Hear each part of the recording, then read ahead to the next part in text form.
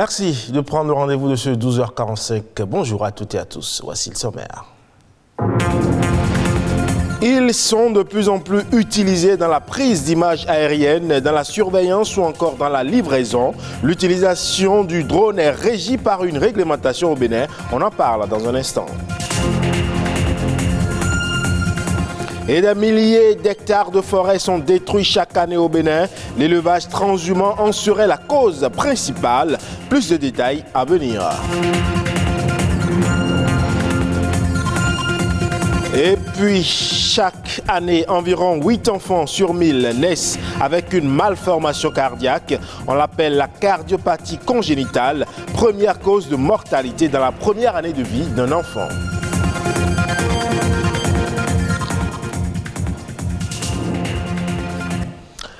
Aujourd'hui, vous le savez, on est le 1er mai, journée mondiale du travail, communément appelée Fête du travail. Historiquement, journée de revendication salariale et syndicale, le 1er mai fait référence à la date anniversaire en 1886 de l'appel des syndicats ouvriers américains pour revendiquer, la journée de 8 heures de travail. En mémoire donc de cette mobilisation, les travailleurs partout dans le monde saisissent l'occasion de cette journée pour commémorer leur combat pour de meilleures conditions de travail.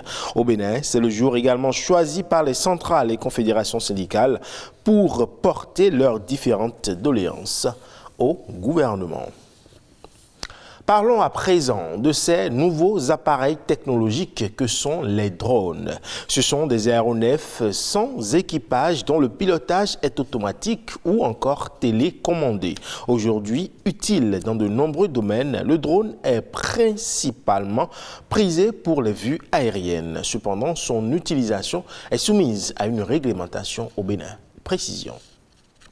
Il a tout l'air d'un oiseau dans le ciel, un oiseau télécommandé. Mais quand il est posé, voilà ce à quoi il peut ressembler. Ce drone-ci est doté de 6 hélices, d'une caméra et d'une radiocommande. Les drones sont pour la plupart du temps considérés comme des instruments de travail dans l'audiovisuel.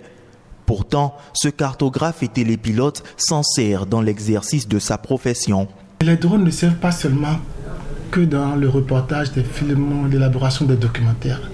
Aujourd'hui, nous les utilisons largement dans l'agriculture parce qu'ils sont munis de capteurs qui permettent, après les prises de vue, de faire un certain nombre de développements d'algorithmes pour pouvoir sortir des résultats intéressants permettant de booster la production agricole.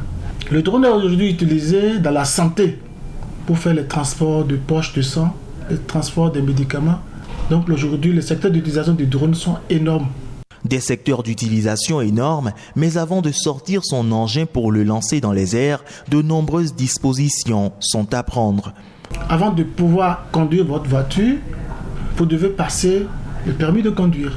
Et donc pour le drone, effectivement, il faut faire cette formation qui vous permet de comprendre assez de choses. Et lorsque je veux faire le survol, la première chose qu'il faut faire, je dois demander une autorisation de survol. Quel que soit là où je me trouve, en tout cas au Bénin. Même pour les fins de documentaire, je dois demander une autorisation. Et vous produisez un certain nombre de pièces administratives et l'ANAC vous donne cette autorisation avant de faire le survol. Mais pour quelle raison une autorisation est-elle indispensable avant tout survol? Cette carte nous renseigne plus. Par exemple, tout ce qui est ambassade, la présidence, les prisons, les camps, l'état-major, c'est des zones rouges où vous ne devez pas faire votre survol. Maintenant, par rapport au retard de vol suivant la réglementation, dans certaines zones de Cotonou, je ne dois pas dépasser 60 mètres d'altitude, même si mon drone peut aller à 300-500 mètres. Vous avez vu en bas, les hauteurs de vol maximales, la hauteur c'est 150 mètres d'altitude. Je ne peux pas dépasser, même si le drone peut aller au-delà. Ça c'est la zone aéroportuaire, avec la piste d'atterrissage. Et vous voyez là-bas, c'est le couloir par lequel prennent les avions. Connaître toutes ces règles avant de lancer son engin dans les airs se révèle d'une importance capitale. Il urge donc que les passionnés des drones se fassent former afin d'en avoir connaissance. On parle à présent de la déforestation qui frappe le Bénin comme d'autres pays dans le monde. Des milliers d'hectares de forêts sont détruits chaque année pour diverses raisons. Et au nombre de ces raisons, il y a l'élevage transhumant. Eh bien, il constituerait un élément destructeur pour l'environnement. Explication. L'élevage transhumant est extrêmement destructeur par la surcharge que nous mettons sur certains pâturages. Chaque unité d'aire de pâturage ne peut supporter qu'une charge donnée. Et si cette charge est en excédent, alors vous dépassez la capacité de charge du milieu.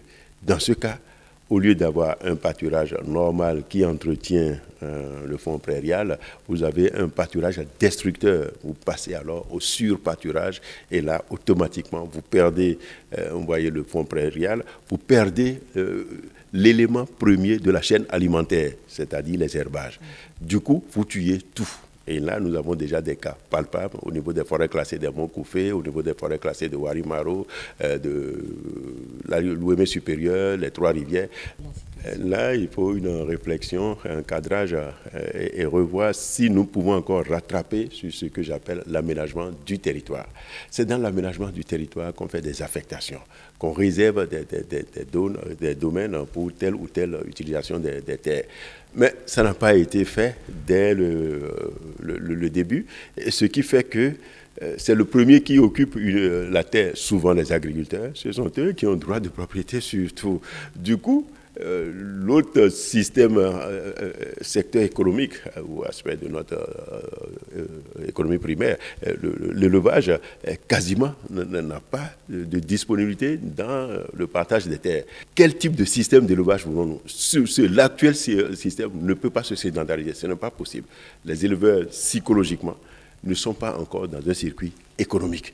Or, la sédentarisation veut qu'on investisse dans l'herbage, on investisse dans l'alimentation de son cheptel de façon appropriée, mais aussi, il faut que l'investissement puisse trouver aussi des entrées pour pouvoir compenser ce que vous faites, vous sortez. D'où le déstockage, la vente du cheptel bovin. Mais ce n'est pas encore systématique.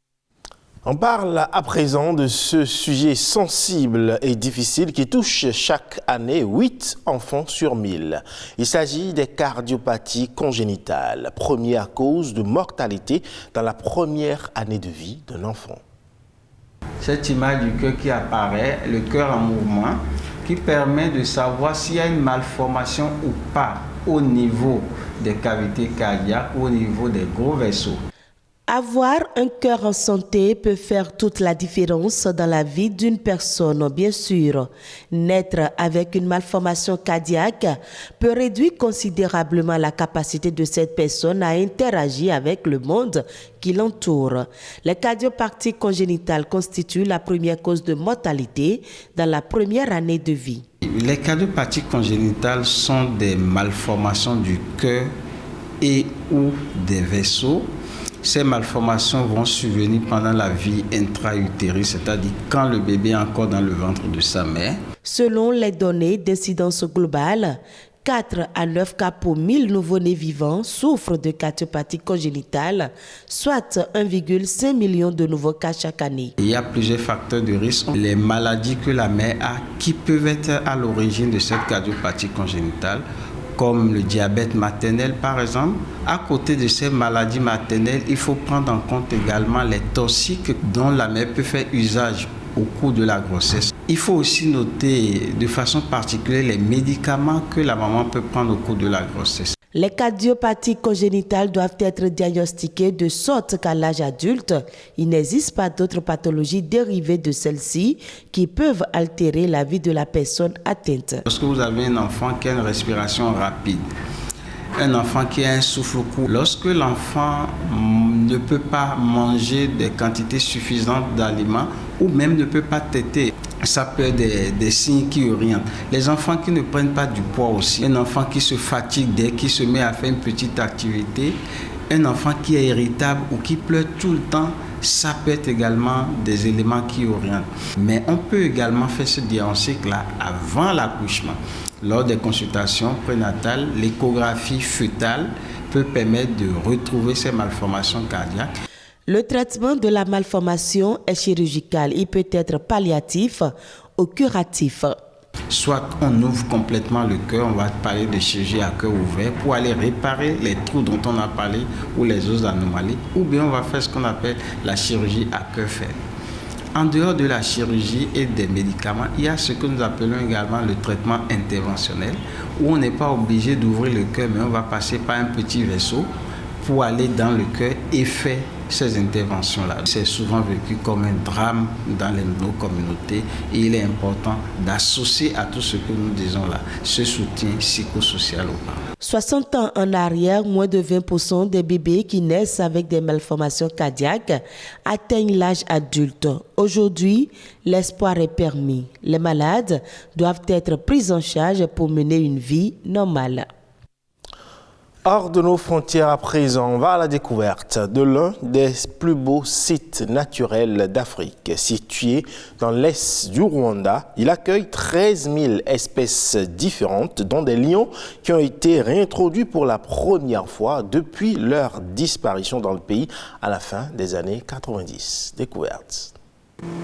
Ces quelques visiteurs se sont levés à l'aube pour venir observer le réveil des animaux sur les berges du lac Yema, au beau milieu du parc national de la Kagera.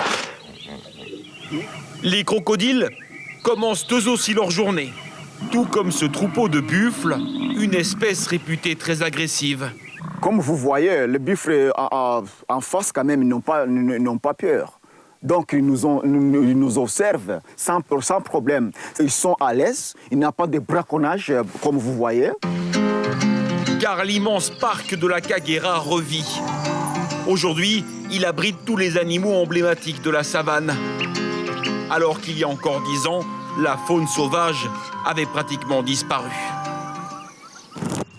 En 1994, le génocide rwandais a fait près d'1 million de morts. La réserve est alors laissée à l'abandon, les rescapés y chassent pour survivre et des braconniers déciment de nombreuses espèces. Ces dernières années, une association qui gère le parc avec le gouvernement rwandais a réintroduit ici des dizaines d'animaux en provenance d'Afrique du Sud. Fin novembre, ils ont organisé le plus important transfert animalier de l'histoire. 30 rhinocéros blancs arrivés par avion. Ils viennent rejoindre 13 000 espèces d'animaux désormais présentes ici. Le roi de la savane, lui aussi, avait été chassé et éradiqué pendant 20 ans. Ça y est, je vois les lions. Il y a aujourd'hui une quinzaine de spécimens en tout. En ce moment, c'est leur période de gestation, qui est d'ailleurs très courte. Et on a vraiment eu beaucoup de naissances ces derniers temps. Voici notre salle de contrôle. Ici, des agents géolocalisent les animaux susceptibles d'être braconnés. Certains lions ont des colliers comme celui-là. Ils sont équipés de GPS et grâce à ces colliers, nous connaissons leur position toutes les 2 heures. Et s'il y a une alerte, les premiers à intervenir, ce sont eux. Une unité canine spécialement entraînée et déployée dans le parc depuis 2015. Bon chien. Des chiens de berger pour traquer les braconniers. En utilisant nos yeux, on ne peut pas voir où ils se cachent. Mais avec l'odorat des chiens, on les trouve. Résultat, le braconnage a presque complètement disparu ici. Et plus de 44 000 touristes visitent désormais chaque année la Kagera, attirés par ces animaux sauvages revenus en nombre. Belle découverte de la Kagera sur cet élément que prend fin ce 12h45. Merci pour votre aimable attention. On se retrouve tout à l'heure à 19h45.